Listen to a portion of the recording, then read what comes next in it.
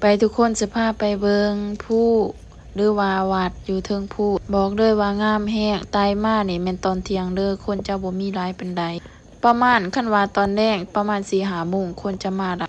อยู่บอกเลยว่าแนมลงไปนี่งามงามพี่น้องนี่จะแม่นพระใหญ่เด้ออยู่แคมป์ไปที่ว่ายังบ่เคยมาเด้อว่าบ่ทันขึ้นมาก็ลองขึ้นมามึงเด้อพี่น้องเด้อวัดผู้เสลาตั้งอยู่เมืองปากเสกแข้งจำปาสักเด้ออยู่แถวทางไปคันแยกจ้า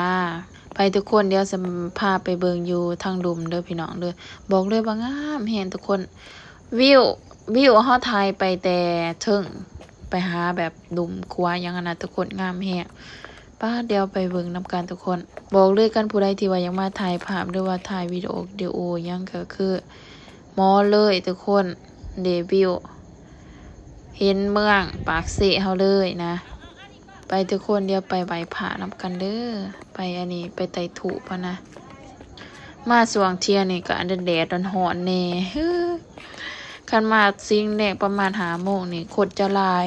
ไปทุกคนเดี๋ยวไปเบิ่งนำกันเดวิวบอกเลยว่างามแฮงพี่น้องเอ้ยไผที่ว่าได้มาก็คือบ่พลาดเลยถ่ายรูป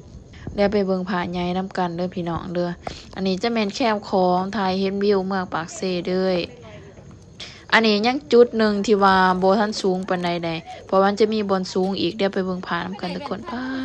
บอกเลยว่าผาองค์ใหญ่แฮงตายก็เคยขึ้นมาหลายเทื่อแล้วเพราะว่าขี่รถขึ้นเด้อทุกคนเด้อเนาะคันยางขึ้นนี่มันจักใช้เวลาลนคันขี่รถขึ้นนี่ก็อยากให้กวดเบรกรถอีหยังดีๆจังขึ้นไปเด้อทุกคนมาเบิ่งผานำกันบอกเลยว่างามแฮงโอ้มักท้ายทุกคนเอ้ยทางขึ้นก็จะประมาณ6 หลักเลยคันยางขึ้นใช้เวลาชั่วโมง